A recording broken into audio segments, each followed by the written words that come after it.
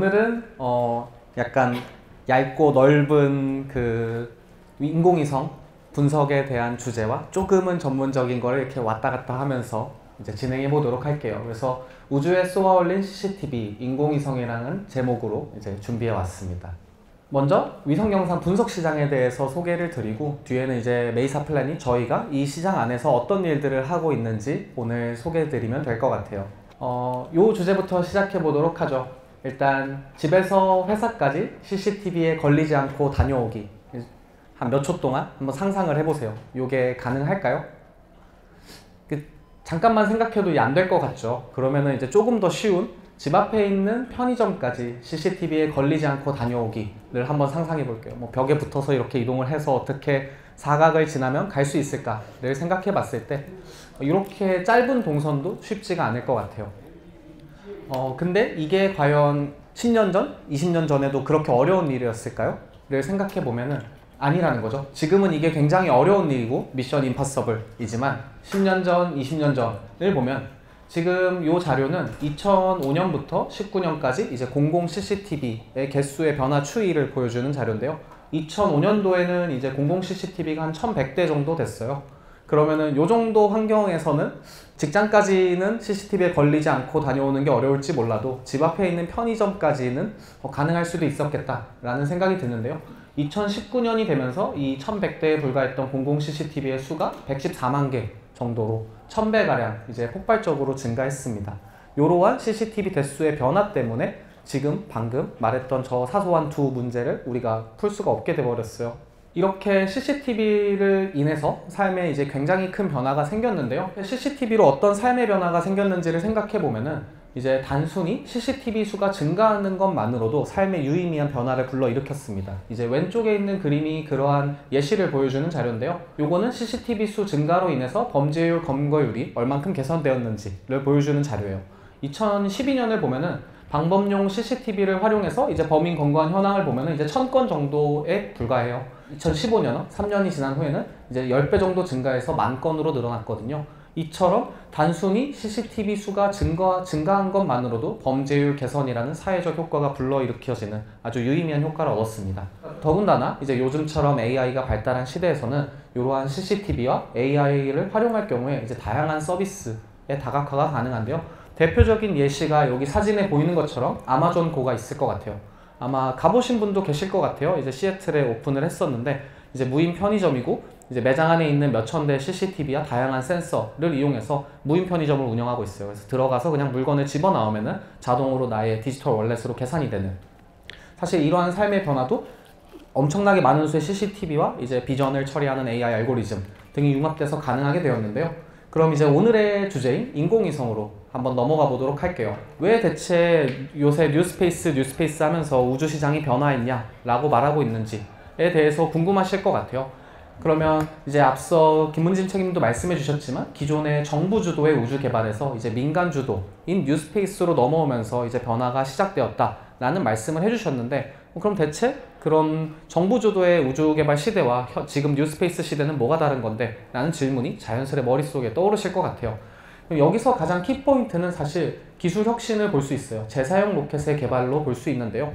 이제 이렇게 말하면은 조금 어려운 것 같고 스페이스X를 떠올리시면 쉬울 것 같아요. 며칠 전에 스타쉽 발사했다 실패를 했는데 이제 이게 한 10년 전에도 비슷한 일이 있었어요. 이제 스페이스X에서 재사용 로켓을 이제 실험으로 발사를 올렸고, 그 전까지는 이제 로켓을 쏘아 올릴 때 재사용 로켓이 아니라 로켓은 한 번 쓰면은 이제 버리는 수단이었어요. 그러다 보니까 이제 우주에 무언가를 쏘아 올리는 비용이 엄청나게 비쌌죠. 여기에서의 무언가는 사람이 될 수도 있고 물건이 될 수 있어요. 물건의 대표적인 예시가 인공위성 같은 게 되겠죠. 일론 머스크 형 덕에 이제 재사용 로켓이 만들어지면서 그 우주에 물건을 쏘아 올리는 가격이 약 1000배가량 저렴해졌어요. 그러면서 이제 우주 진입 비용이 획기적으로 하락하게 되고 민간 주도의 우주 시장이 성장하면서 이제 경쟁을 하기 시작하죠. 그래서 민간의 다양한 발사체를 만드는 플레이어들이 경쟁을 하면서 가격이 계속해서 낮아지고 있습니다.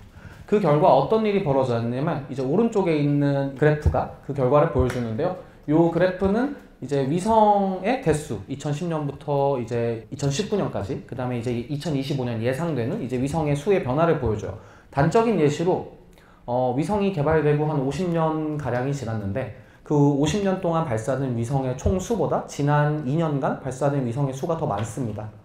그 의미는 우리가 50년 동안 겪었던 인공위성으로 인한 삶의 변화보다 지난 2년간 더 큰 변화가 일어났다는 의미고, 앞으로 내년, 내후년은 그보다도 더 많은 위성이 발사되거든요. 그럼 앞으로 우리가 삶에 겪을 변화는 지난 50년을 함축해 놓은 변화보다 더 크다고 생각할 수 있을 것 같아요.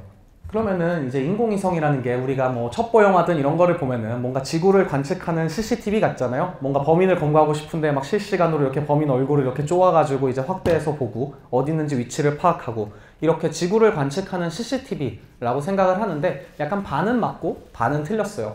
그래서 이제 어떤 부분이 맞고 어떤 부분이 틀린지를 설명을 드려보면, 이제 그 인공위성에 대해 이야기 전에 이제 왼쪽에 있는 이제 시간의 상도라는 개념을 이해하시면 좋을 것 같아요. 이제 우리는 위성을 쏘면은 실시간으로 한 장소를 계속해서 볼 수 있을 거라고 생각을 하지만, 실제로 인공위성은 그렇게 실시간으로 한 장소를 한 대를 가지고 볼 수는 없는 하드웨어 장비입니다. 저궤도 위성은 하루에 지구를 약 15바퀴 정도를 회전을 하는데요. 그 중에 명확하게 이제 우리가 타겟하고 있는 위치를 지나는 거는 이제 한 번 정도에 불과해요. 그러니까 한 대를 띄워놓고 지구를 관측하면은 명확하게 한 위치는 24시간 정도마다 이제 한 번의 영상을 받아볼 수 있다는 거죠. 이 말뜻은 단순히 인공위성 수가 늘어나는 것만으로도, 아까 CCTV의 수가 늘어난 것처럼 수가 늘어나는 것만으로도 시간의 상도라는 게 좋아지기 때문에 인공위성으로 지구를 관측하는 실시간성이 좋아져서 유의미하다는 의미가 될 수 있어요.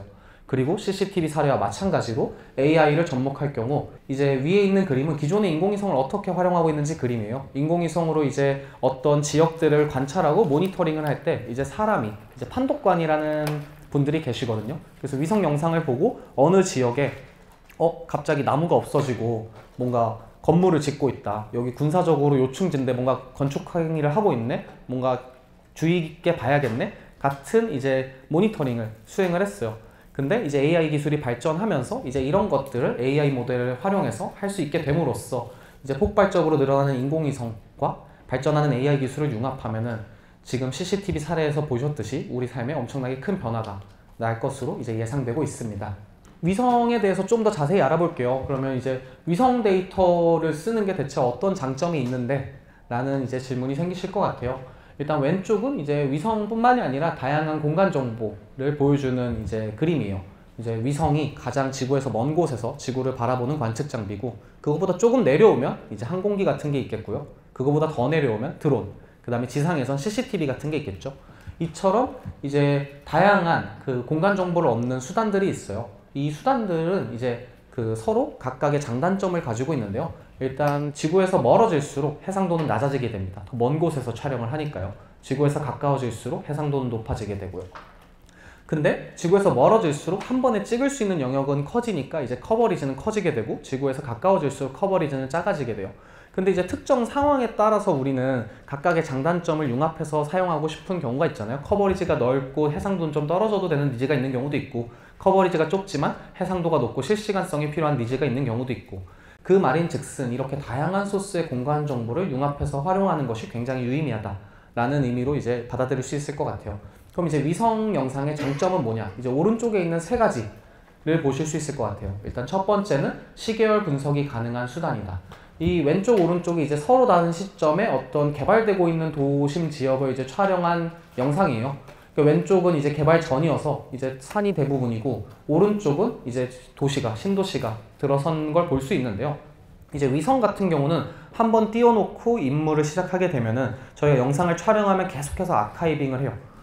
그러니까 이제 뜨고 나서 이제 영상을 계속해서 갖고 있기 때문에 특정 시점에 과거 몇 년 전에 이 지역이 어땠는지 변화를 알고 싶다 같은 시계열 분석에 용이한 수단입니다. 이제 반대로 드론 같은 걸 생각을 해보면은, 드론은 저희가 어떤 특정 목적성을 지니고 현장에 가서 띄워야지만 이제 영상을 취득할 수가 있잖아요. 그러면 내가 만약에 오늘 당장 한 2, 3년 전에 드론 영상이 필요하다라는 니즈가 생겼을 때 2, 3년 전에 누군가가 거기서 드론을 띄워서 촬영하지 않았다면 그러한 영상을 구할 수가 없어요. 하지만 위성은 이제 위에 떠서 촬영을 하게 되면 넓은 커버리지를 가지고 촬영을 하기 때문에 내가 관심 있는 지역이 걸릴 확률이 매우 높다라고 받아들이시면 될 것 같아요. 그다음에 두 번째, 원격 관측이 가능하다는 장점이 있습니다. 이제 이 사진은 러시아 우크라이나 전쟁 상황을 이제 실제로 촬영한 위성 영상이에요. 저런 전쟁 지역의 영상을 획득하고자 직접 우크라이나에 들어가서 촬영하는 거는 굉장히 숭고한 희생 정신과 직업 정신과 기타 등등 많은 것을 필요로 합니다. 그런데 이제 위성 같은 경우는 그러한 위험 요소에 상관없이 원격에서 촬영할 수 있기 때문에 저러한 위험 지역에 대한 영상도 손쉽게 획득할 수 있는 장점이 있어요. 그 다음에 이제 세 번째는 공간 정보를 활용할 수 있다는 건데요. 위성에서 이제 획득한 그 영상은 단순한 영상이 아니라 지구상의 실제로 위도, 경도 등의 공간 좌표와 그 1:1 매핑이 되는 이제 자료예요.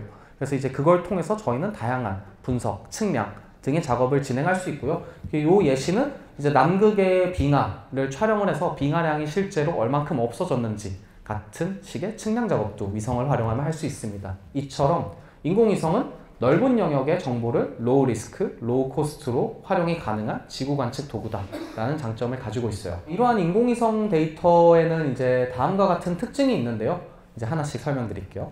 이제 먼저 이 획득 방식에 따라서 크게 광학 영상과 이제 사 영상으로 나뉩니다. 이제 광학 영상 같은 경우는 이제 지표면에서 반사된 가시광선 기반이에요. 저희가 그냥 카메라로 찍는 그 일반 사진들이랑 똑같다고 보시면 돼요. 그러다 보니까 이제 지표면에서 반사된 가시광선을 촬영하기 때문에 해가 있는 낮에만 촬영이 가능하고요. 구름이 많거나 흐린 날씨에는 촬영할 수가 없다는 단점이 가지고 있습니다. 현재 이제 최대 공간 해상도, 이제 공간 해상도라 함은 한 픽셀당 이제 사이즈가 어느 정도 되냐, 해상도가 어느 정도 되냐라는 의미고요. 30cm 정도 되는 게 현재 스테이트 오브 디 아트 위성의 성능입니다. 그러면은 밤에는 위성 영상 촬영을 못 하는 거냐, 비가 오면 촬영을 못 하는 거냐 라는 생각이 드실 것 같아요. 이제 사 같은 경우는 이제 레이더를 기반으로 한 위성이 발사한 마이크로파가 지표면에서 반사돼서 오는 거를 이제 감지하는 방식으로 동작을 하고요. 이 때문에 해가 없는 밤에도 촬영이 가능하다는 장점을 가지고 있습니다. 또한 구름을 투과해서 촬영이 가능하고요.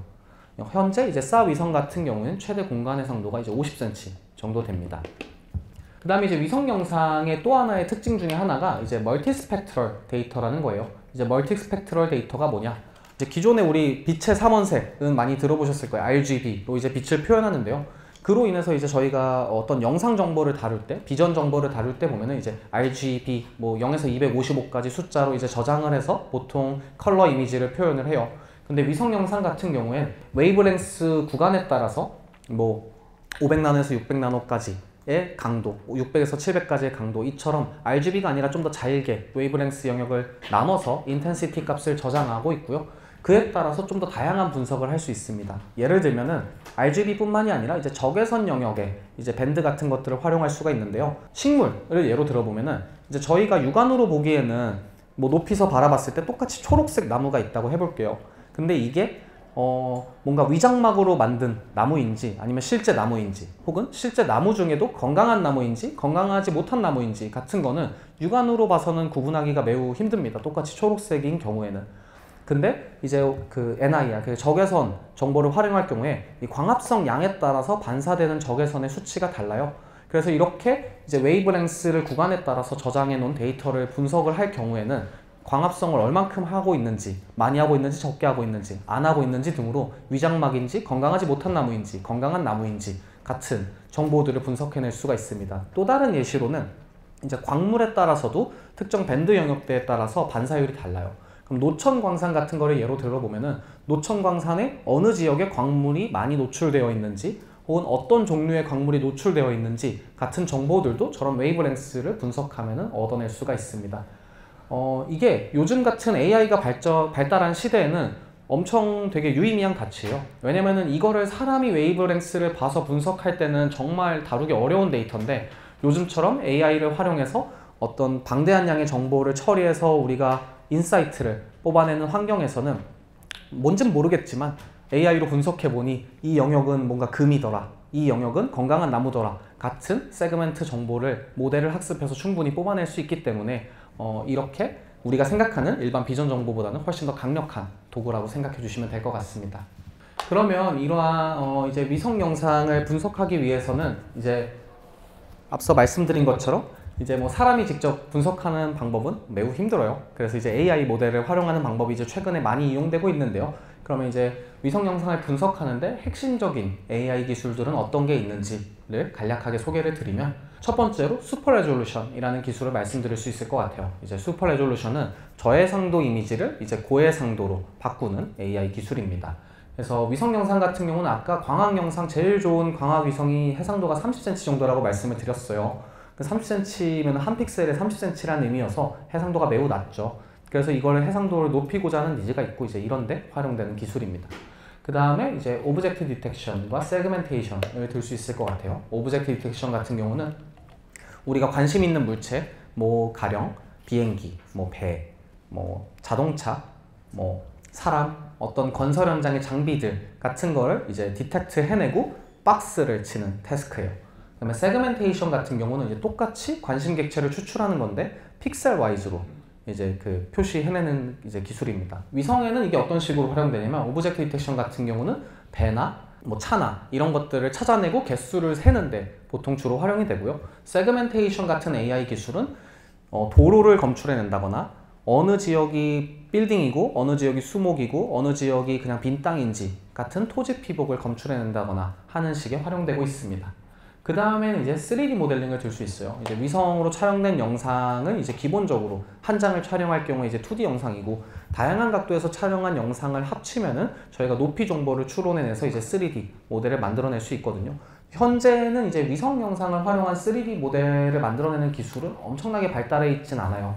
이제 드론이나 뭐 항공처럼, 드론이나 항공 같은 경우는 이제 수천 장의 사진을 촬영한 다음에 뭐 3D 리컨스트럭션을 해서 디지털 트윈을 만든다거나 하는 기술들이 굉장히 보편화되어 있는데, 위성은 지금까지 굉장히 얻기 힘든 소스였고, 그 다음에 드론처럼 목적지가 있을 때 뭐 돌아가면서 이렇게 촬영을 할 수가 없잖아요. 그러다 보니까 기존과는 다른 방법으로 뭔가 3D 모델을 만들 필요가 있고, 그거에 대한 기술 연구가 활발히 이루어지고 있는 단계입니다. 마지막으로 이제 위성에서 가장 중요한 태스크 중에 하나가 이제 체인지 디텍션인데요. 뭐 쉽게 동일 지역에 서로 다른 시점, 뭐 1년 전 사진과 지금 사진을 놓고 봤을 때 어디가 변했는지, 산림이 있었는데 파괴된 부분이 어디인지, 도로가 없다가 생기거나 있다가 없어진 부분은 어디인지, 건물이 증축된 부분은 어디인지, 신축된 부분이 어디인지 등을 이제 AI 모델을 활용해서 이제 찾아내는 태스크입니다. 그래서 이렇게 다양한 이제 AI 분석 기술들이 있고요. 이런 걸 활용해서 이제 실제로 위성 분석 시장에서는 어떤 유즈 케이스들이 글로벌 관점에서는 있는지, 일단 첫 번째로 이제 원유 보관량을 추정하는 태스크가 있어요.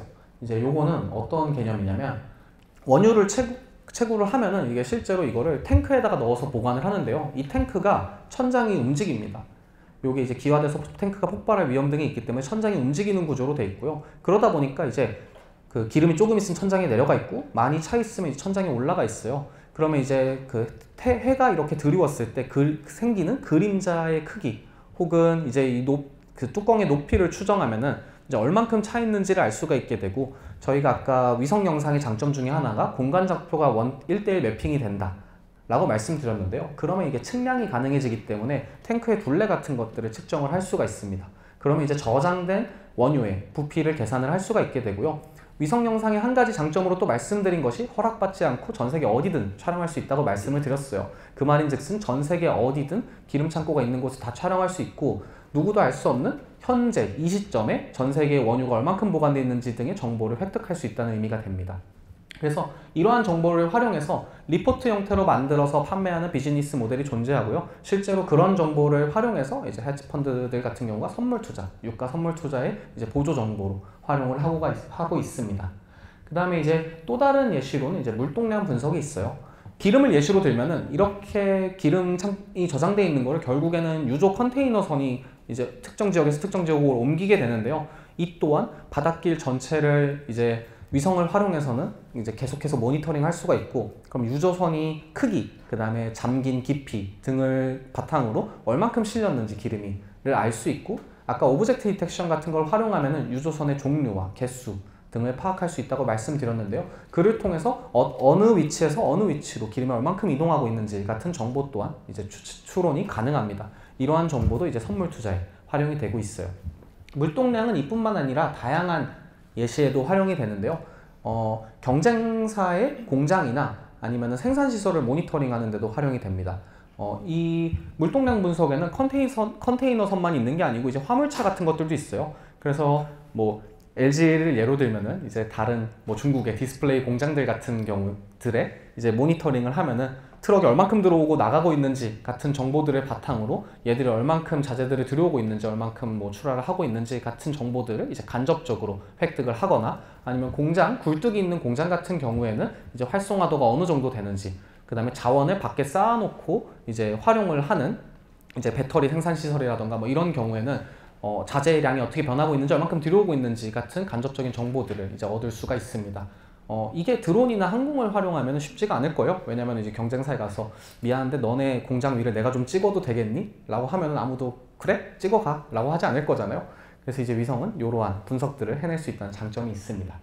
비슷한 예시로 이제 생산시설 모니터링이 있는데 이제 공장뿐만이 아니라 이제 노천 광산 같은 것들을 모니터링하는 경우가 있어요. 리튬 광산 같은 경우는 이제 글로벌리하게 이제 노천 광산이 주를 이루고 있고 이런 노천 광산의 광물 매장량이라던가 얼마만큼의 물동량이 오가고 있는지 그다음에 지형이 얼만큼 변화했는지 등으로 생산시설의 공급 안정성 같은 것을 모니터링하는 데 활용되고 있습니다. 그다음에 이제 또 다른 예시를 예로 들어볼게요. 이제 두 가지 예시가 있는데요.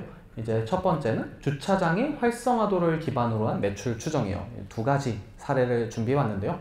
이제 첫 번째는 이제 마트 같은 게 있어요. 이제 미국 같은 경우는 우리나라 뭐 이마트는 뭐 주차 타워, 지하 주차장이 대부분이지만 미국에 있는 마트 같은 경우는 대부분이 노상 주차장이거든요. 그럼 노상 주차장을 촬영할 경우 이제 오브젝트 디텍션 모델 활용하면은 차량이 몇 대가 주차되어 있는지 같은 정보들을 얻어낼 수 있어요. 이걸 바탕으로 이제 디텍션과 카운팅을 통해서 매출을 추정해내는 사례가 이제 월마트의 매출을 추정해내서 실제 투자에 활용하는 사례들이 있습니다.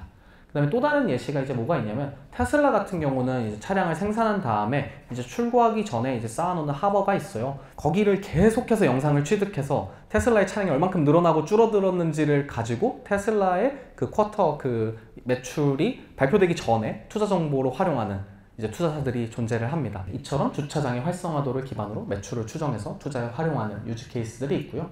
그 다음에 이제 농작물에 활용하는 경우가 있어요. 그 농작물 같은 경우는 이제 여러 가지 예시가 있는데요.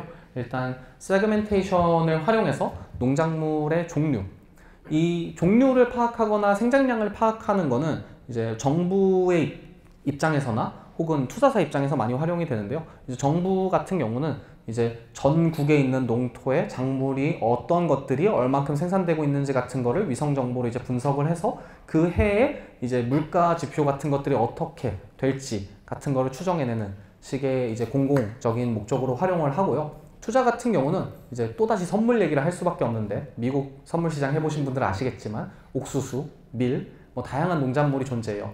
이제 이 선물 투자의 가장 중요한 정보 중에 하나가 이게 그 달별로 분기별로 발표되는 그 자료가 있거든요. 이 수확할 시점에 얼마큼 수확될 거다라는 예측 자료가 발표가 되는데 이제 그게 발표된 날 선물 시장이 엄청나게 출렁여요. 근데 이제 이렇게 위성으로 획득한 정보를 가지고 그 리포트가 발표되기 전에 이제 해당 정보를 활용해서 이제 투자에 활용하는 선물 투자사들이 있습니다. 네. 이뿐만이 아니라 이제 아까 위성은 다양한 분광 정보를 얻을 수 있다고 말씀드렸는데 이 멀티스펙트럴 영상을 분석을 하면 어떤 것들을 또 얻어낼 수 있냐면요.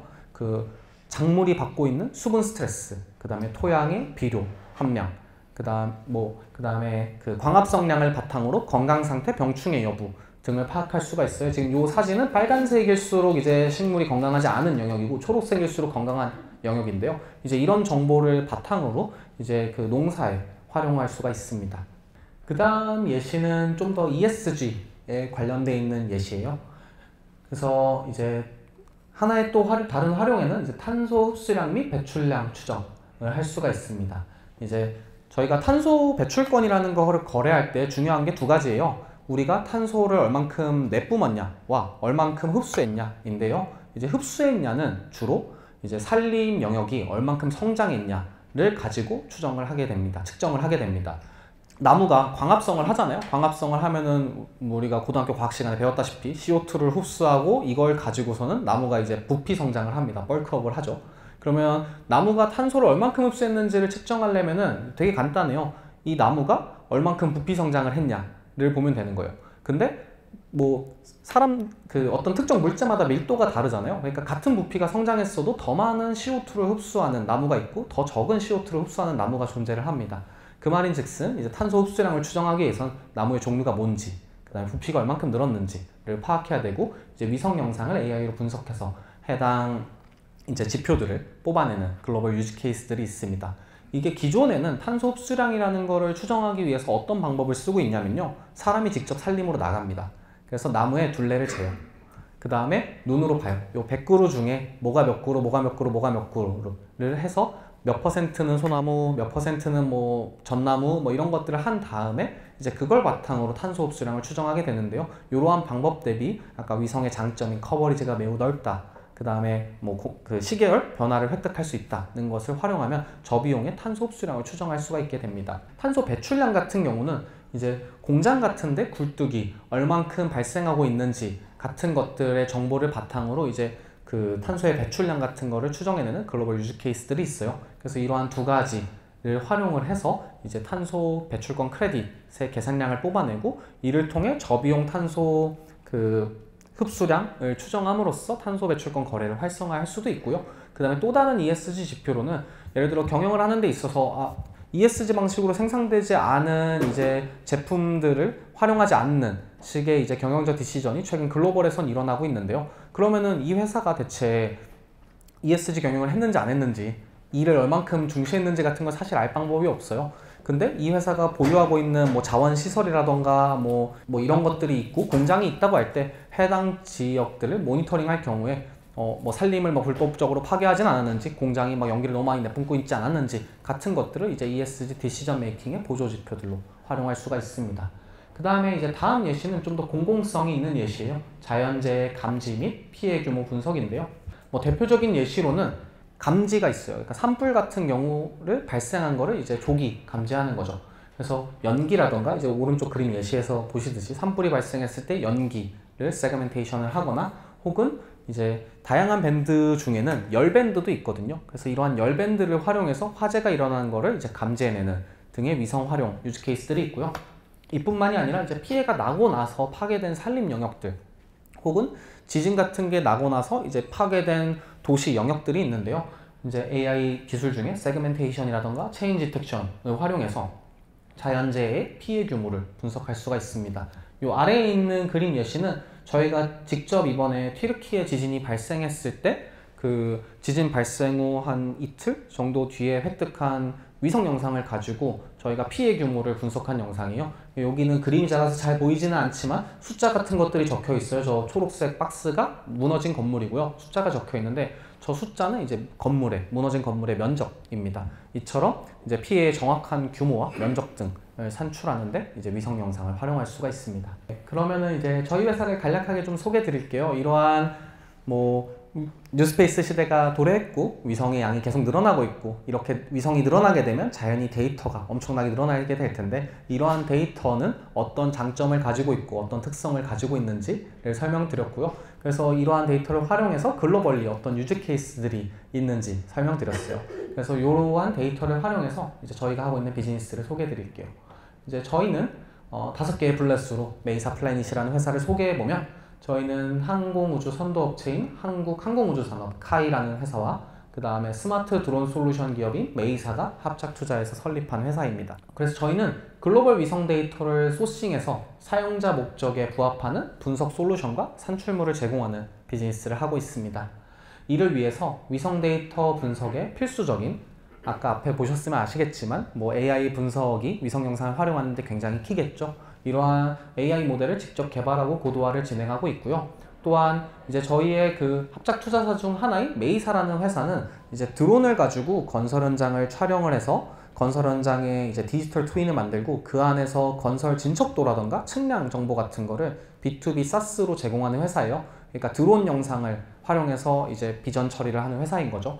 그래서 저희가 그러한 강점을 활용해서 아까 공간 정보가 서로 장단점이 되게 명확하다고 말씀드렸어요. 위성은 해상도가 낮고 드론은 좀 더 높고 이러한 서로 근원적인 장단점이 다르기 때문에 저희는 위성 외 공간 정보, 드론 같은 것들을 활용해서 융합 활용을 통한 문제 해결을 하고 있습니다. 그리고 마지막으로 건설 현장 진척도나 모니터링, 식생관리, 인프라 모니터링 등 앞서 보여드린 그런 위성을 활용한 유즈 케이스뿐만이 아니라 다양한 유즈 케이스들을 발굴하고 사업화하는 일들을 하고 있습니다. 그래서 저희의 미션을 간략하게 설명드리면, 이제 왼쪽이 이제 그 공간 정보를 활용하는 이제 그 프로세스예요. 그래서 데이터, 공간 정보, 위성부터 이제 지상 CCTV까지 다양한 공간 정보가 있는데요. 이를 이제 저희는 정형화 기술, 3D 모델링, AI 분석 기술이라는 두 가지 정형화 기술을 활용을 해서 처리를 하고, 여기서 추출해내는 인사이트를 산업의 각각의 어플리케이션에 제공하는 일들을 하고 있습니다. 그래서 저희의 미션은 위성뿐만이 아니라 드론 등 다양한 데이터를 상호보완적으로 활용해서 AI 분석 기술을 결합을 해서 애플리케이션에 인사이트를 제공하는 것을 저희의 미션으로 삼고 있고요. 이러한 애플리케이션에는 뭐 에너지, 방산, 모빌리티, 통신 다양한 애플리케이션이 있어요. 좀만 예를 들어보면 에너지 같은 경우는 이제 아까 그 기름 저장량뿐만이 아니라 이제 어떤 오일이 파이프라인을 통해서 이동한다고 할 때 이 파이프라인을 유지보수하는 등에도 활용이 될 수가 있고, 이러한 그 시설이 있을 때 인근의 식생, 뭐 도로, 집안 같은 것들의 시계열 모니터링이나 변화 같은 걸 감지할 수도 있고요. 방산 같은 경우는 이제 뭐 북한 지역에 어느 지역이 되게 군사적 요충지인데 전투기가 얼만큼 지금 들어왔는지, 미사일 발사대가 들어오지 않았는지, 뭐 갑자기 나무를 베어내고 건물을 짓진 않았는지 같은 정보들을 획득하는 분석들이 있고, 이제 먼 미래, 조금 지금보다는 조금 먼 미래 모빌리티로 들어가면 이러한 위성 영상을 활용해서 구축한 3D 지도 같은 것들이 UAM 지도로 활용된다거나 이제 정밀 지도로 활용되는 이제 예시들이 있을 수 있습니다. 그래서 저희 솔루션을 소개드리면, 저희 지금 두 가지 비즈니스 모델을 가지고 이제 그 사업을 수행하고 있어요. 이제 첫 번째는 위성 영상 검색 활용 플랫폼이고, 두 번째는 위성 영상 기반 산업 특화 솔루션입니다. 위성 영상 검색 활용 플랫폼은 뭐냐면, 그 원하는 지역의 위성 영상을 검색하고 구매하고 이러한 영상을 AI로 분석해서 인사이트를 뽑아내는 것까지를 한 번에 수행하는 원스톱샵 플랫폼입니다. 따라서 이 플랫폼에서는 뭐 무료 위성 영상을 검색 및 다운로드 한다거나, 유료 위성 영상을 검색 및 뭐 다운로드 한다거나, 시계열 분석을 한다거나, 프리빌트된 AI 모델들을 돌려서 인사이트를 얻어간다거나 하는 기능들을 가지고 있습니다. 이제 두 번째 비즈니스 모델인 위성 영상 기반 산업 특화 솔루션은 이거보다는 좀 더 엔드 유저의 니즈에 특화해서 이제 뾰족하게 깎은 BM이라고 생각하시면 될 것 같아요. 그래서 다양한 소스, 위성뿐만이 아니라 다양한 소스 영상을 합쳐서 진짜 산업별 특수 니즈에 부합하는 위성 영상 활용 솔루션을 만들어내는 일을 하고 있습니다. 현재는 이러한 솔루션을 POC 형태로 이제 실증하면서 엔드 유저의 니즈를 발굴하고 그 다음에 구축하는 일들을 하고 있어요. 그래서 건설, 산림, 항공 등의 섹션에서 하고 있고, 건설 같은 경우는 뭐 건설의 공정 진척도 현장을 탐지한다거나, 산림 같은 경우는 식생이나 수종을 구분하고 탄소 흡수량을 추정한다거나 하는 일들을 하고 있습니다. 그래서 저희가 했던, 그리고 하고 있는 이제 위성 영상을 활용한 AI 분석 POC 사례들을 소개해드리고 이제 오늘 발표를 마칠까 합니다. 그래서 이제 민간의 사례들은 뭐 산림건설, 부동산 등 다양한 산업 내 민간 기업들과 이제 데이터 활용 서비스를 공동 개발하고 상용화 준비 중에 있고요. 첫 번째 사례는 건설 진척도 모니터링이에요. 그래서 건설 현장에 관심 객체들이 있어요. 뭐 포크레인, 레미콘, 뭐 크레인, 철근이 쌓여 있는 거, 혹은 건물이 이제 증축되고 있는 현황 같은 관심 객체들이 있는데, 이제 그런 것들을 이제 디텍션 해내고 세그멘테이션 해내고, 그다음에 이제 건설의 프로그레스마다 이제 들어오는 자재라던가 물체가 좀 다르거든요. 이런 걸 기반으로 이제 그 프로그레스를 그 모니터링하는 이제 일들, 유즈 케이스가 있습니다. 그다음에 두 번째는 앞서 설명드린 것과 마찬가지로 탄소 흡수량을 위성 영상을 활용해서 이제 추정해내는 이제 POC를 하고 있고요.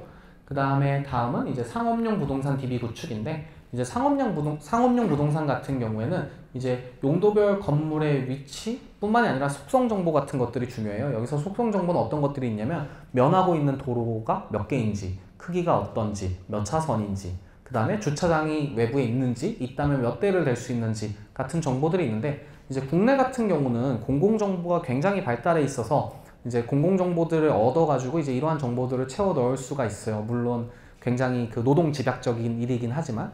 그래서 국내 같은 경우는 이걸 좀 자동화하고 싶은 니즈가 있고, 이제 해외 같은 경우는 이런 공공정보가 제대로 되지 않거나 업데이트가 매우 늦은 경우가 많습니다. 이러한 경우에는 이러한 부동산 속성 DB를 만들기 위해서 위성 영상을 활용할 수가 있는데요. 이제 관련하여 이런 유즈 케이스들 하고 있습니다. 다음 사례는 이제 공공의 사례인데요.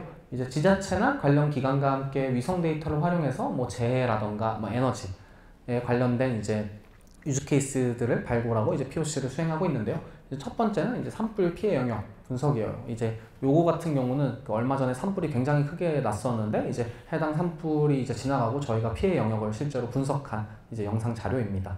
그래서 이제 산불에 발생한 영역을 그 세그멘테이션 AI 모델을 통해서 검출해내고 나무가 얼만큼 탔냐에 따라서 광합성량이 줄어들 거잖아요. 해당 지역이 이제 그러한 정보를 멀티모달로 분석을 해서 피해 영역뿐만이 아니라 피해 정도를 이제 분석해내고 있습니다.